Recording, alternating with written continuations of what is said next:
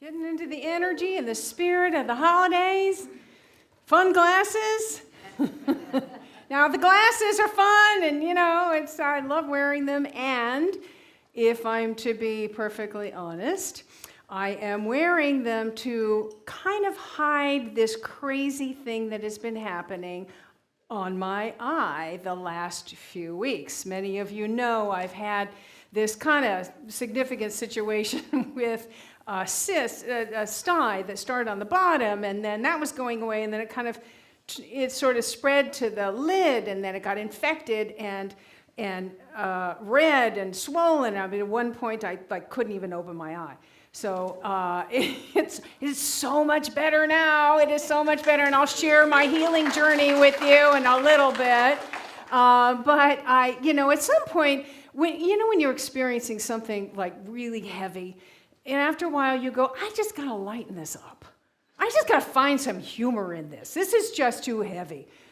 So I had to sort of, find the humor. I got telling myself some jokes about it, to make myself laugh, like the classic, oh, you think this is bad? Yeah, I see the other guy. And then I've recently got this haircut, and I'm getting a lot of compliments on this haircut. Oh, it's so cute. You look so cute. I'm so cute.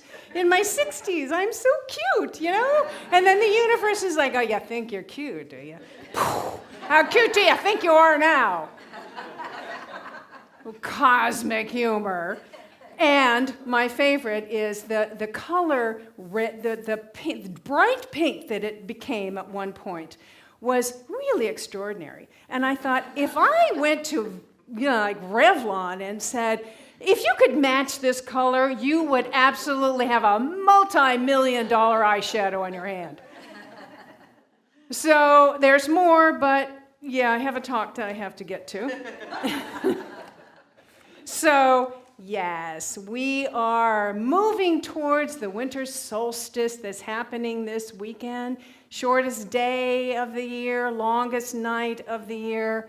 And this is a time that, we think of that sacredness of the dark. We experience the sacredness of the dark, but also the importance of balance, balancing the dark with the light. And it's true that this begins the cycle, the winter solstice begins a cycle of the days getting longer and longer incrementally.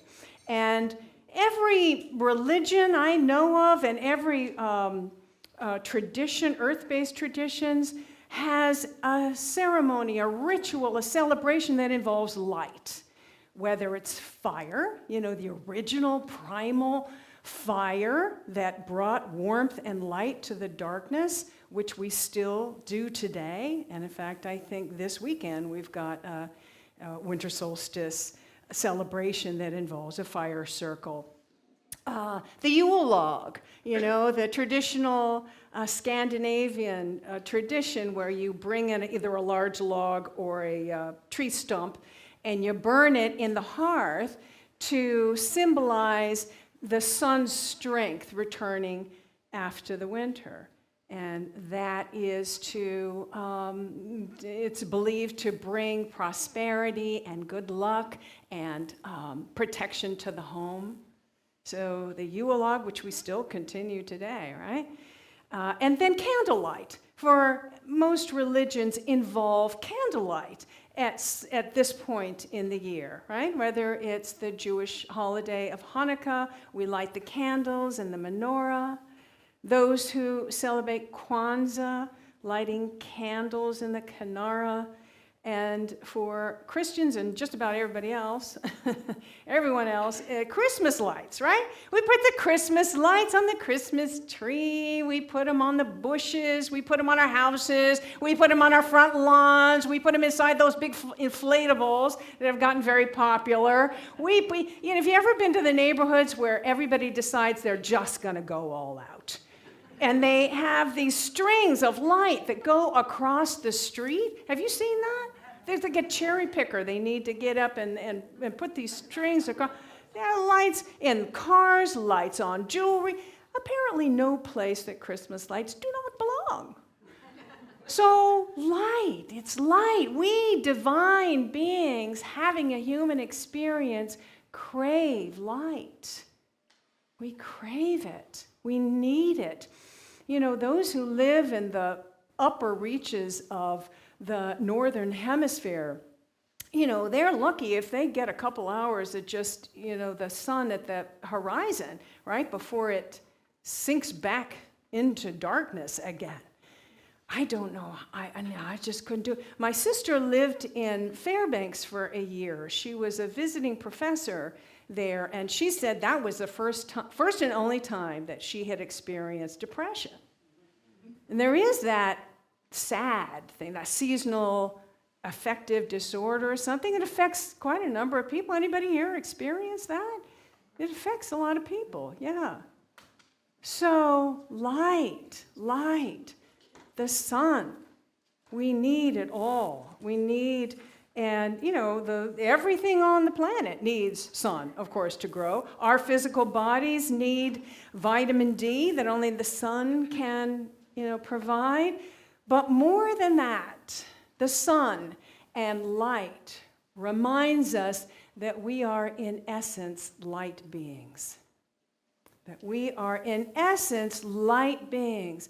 Pat Webster talked about this a few weeks ago when she was speaking here, and remind us that we are made of star stuff, right? That was the Carl Sagan thing. You know, we're all made of star stuff through and through. Star material, light is in our cells, it's in our DNA. It's part of us, it's inside every atom. I mean, you split an atom, what happens?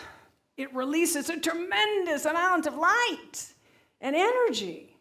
It must be inside the atom.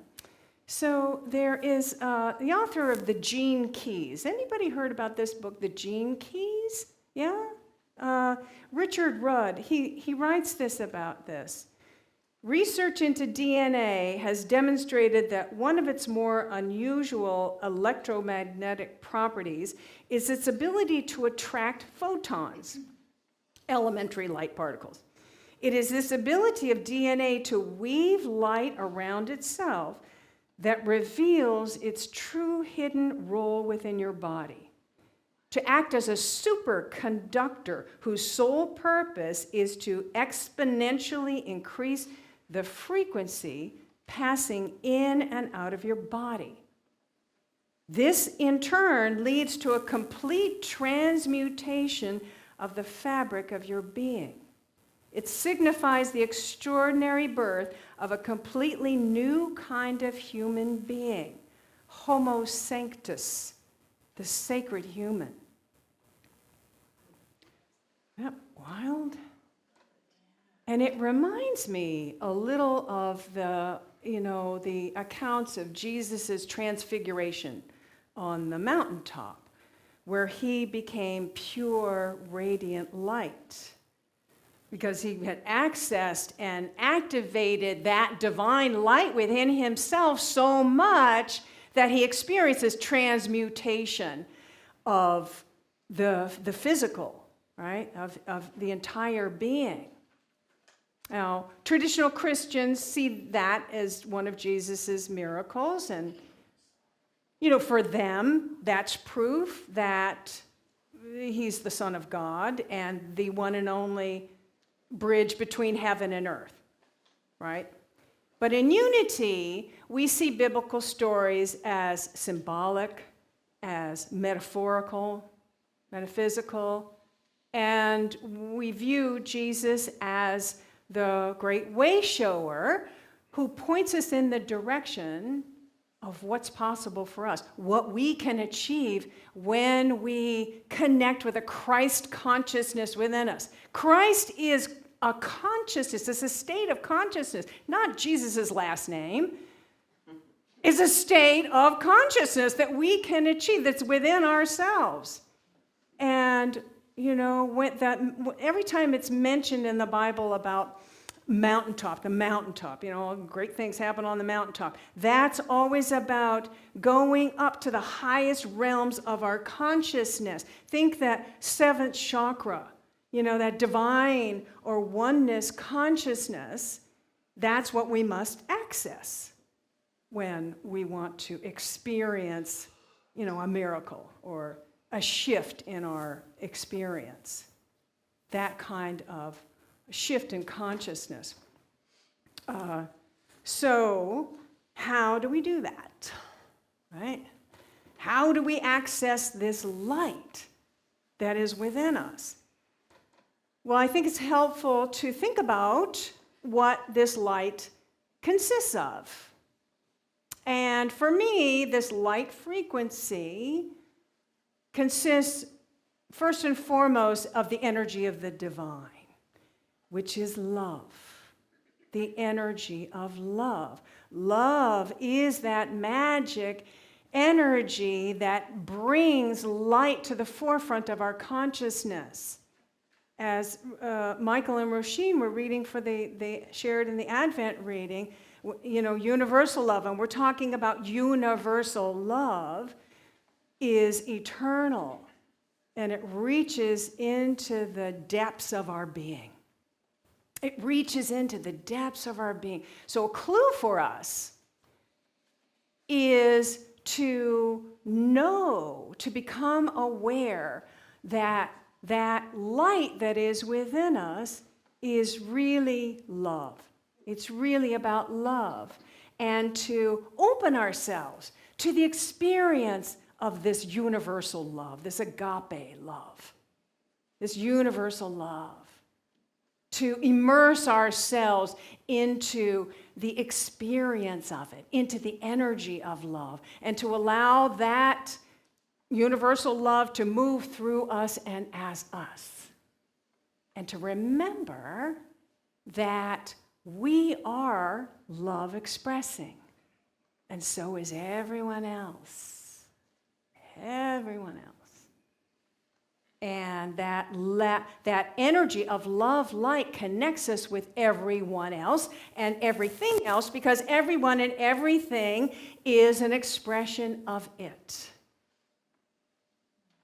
And so we cultivate that. This is something we need to cultivate and practice, right? So we cultivate it through meditation, through contemplation, through an evening of sound healing, like the one that Oswaldo shared with us and his friends shared with us on Thursday night, that being immersed in that energy, immersing yourself in sacred spaces, rituals in sacred spaces, chanting many ways that we can do this, cultivate this love, light that is within us.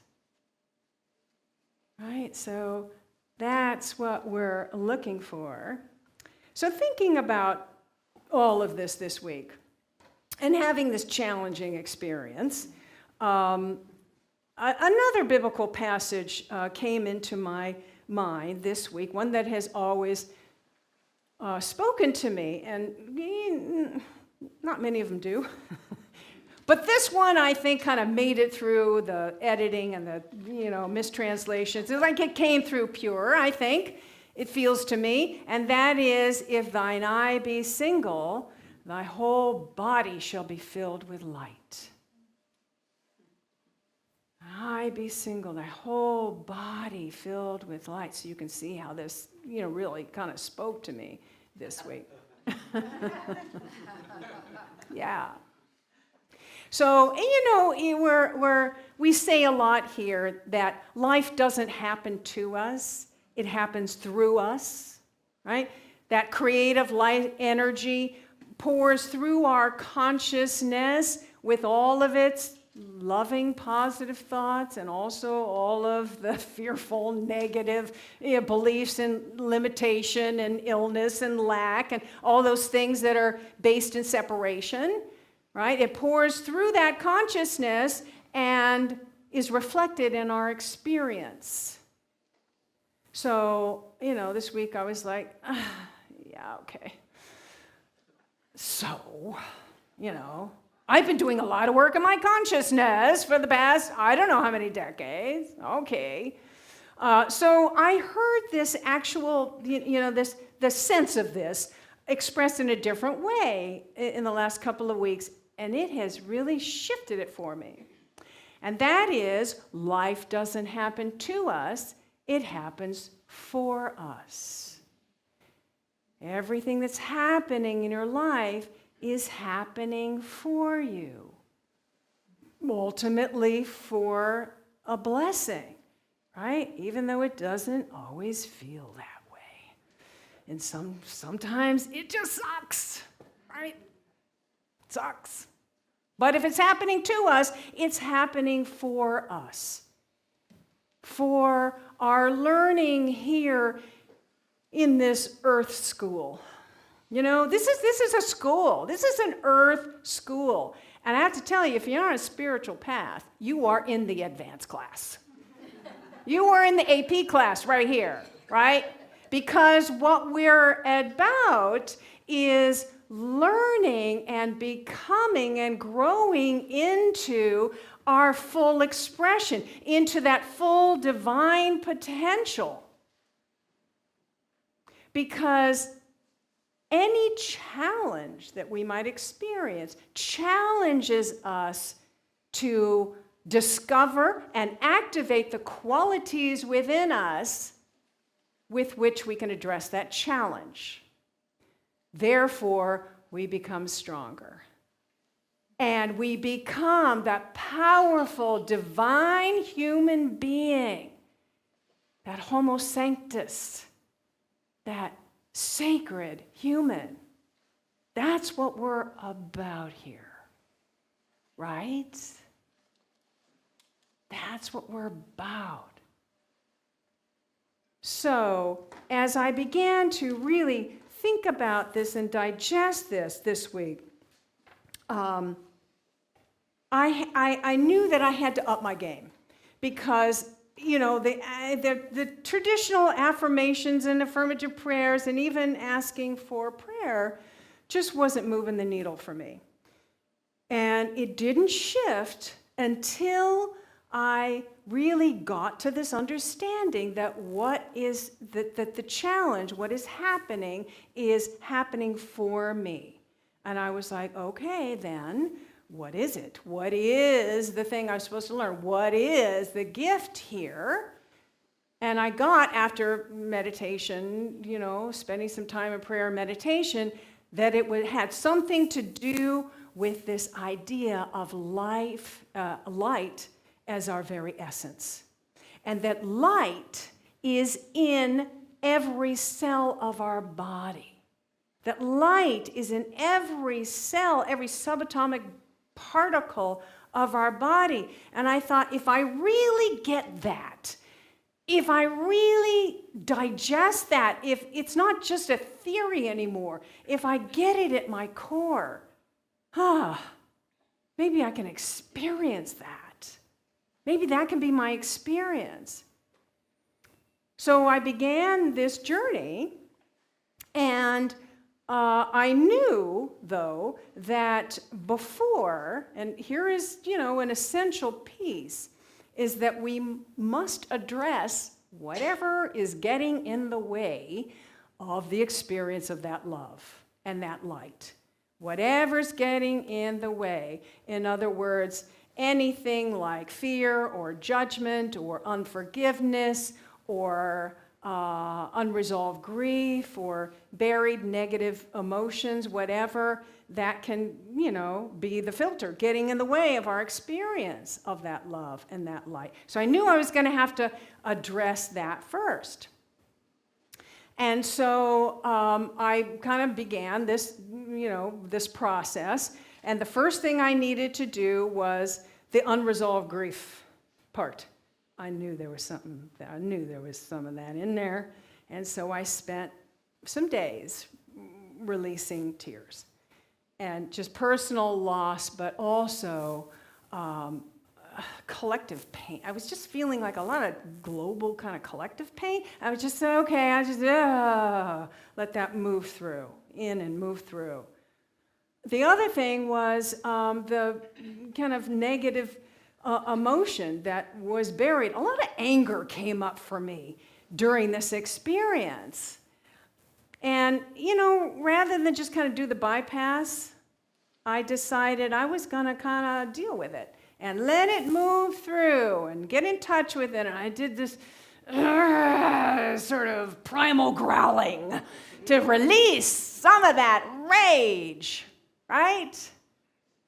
And then finally, I did my best to release judgment of myself and judgment of others. To see rightly, to see with the eyes of love. Right? Okay, get it. I get it. Yeah, it's very clear. And so once this was, this is a process, right? Don't complete it, but it's a process, and I think a significant portion has been moved out. So now I could begin with this meditating on the light that is within every cell of my being. So I began this process, with these warm compresses. This is what you have to do, is like 2 to 3 times. People are nodding their head. You've been there before. You know somebody. You have to do these warm compresses 2 or 3 times a day, times 21 days or something. Do the math. There was a lot of time spent doing this. And I thought, okay, let me put this to good use. And so while the warm compress is on there, I'm thinking, I'm not sending, see, this is a difference. This is the consciousness shift. I'm not sending this love. I am recognizing the love and the light that is already there. The light that is within every cell of my body. Every subatomic particle, right? Every atom is alive with loving light energy.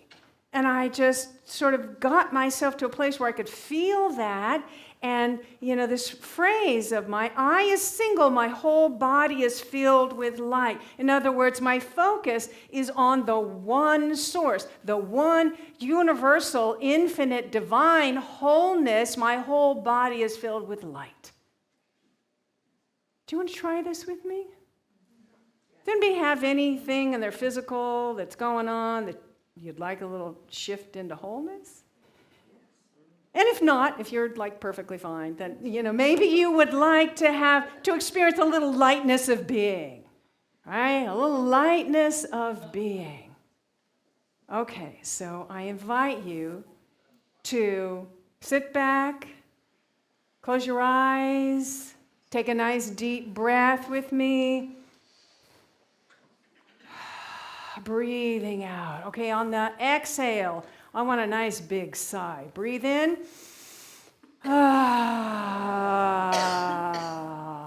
More. Breathe in.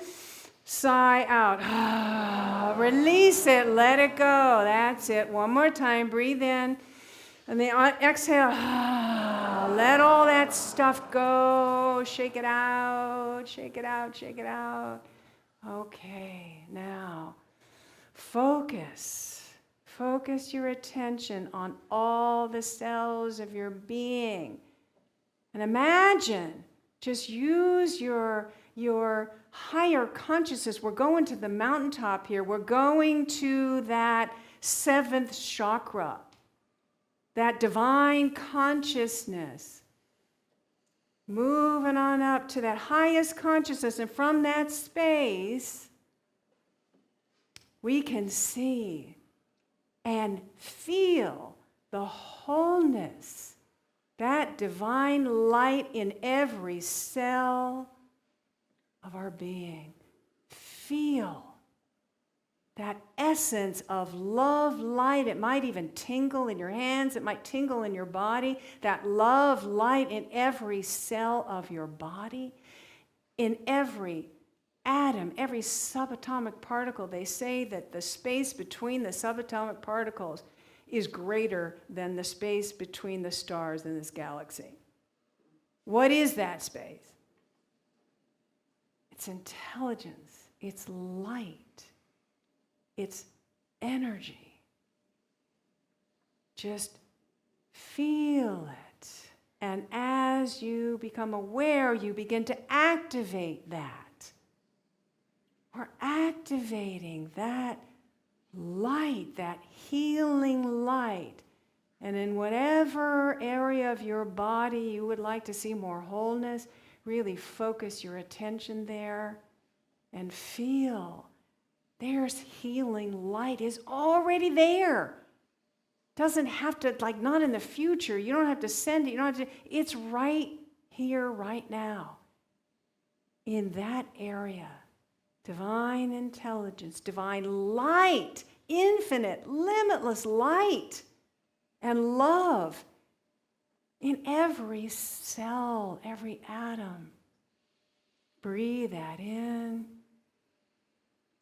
Really experience the shift that brings. Our body is innately whole. And when we activate this, it just reveals the wholeness that is already there. Breathe. We just rest now in this awareness that our whole body is filled with light. Our focus is single. The one power, the one presence, the one source, the one substance, the one power, the one presence.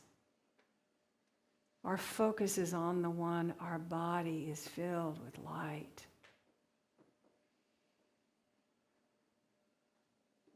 Keep breathing. This in turn leads to a complete transmutation of the fabric of your being. It signifies the extraordinary birth of a completely new kind of human being, Homo Sanctus, the sacred human. That possibility is very real, and we embrace it in this moment. In loving gratitude, together let us say, and so it is. All right, bring your awareness back, open your eyes, being present here and now, looking around. So we will continue this next week. Exploring, now that we've activated this light within us, how we can bring that to the world, how we can bring that light into the world. So come on back next week, okay? We'll finish this. All right. Namaste.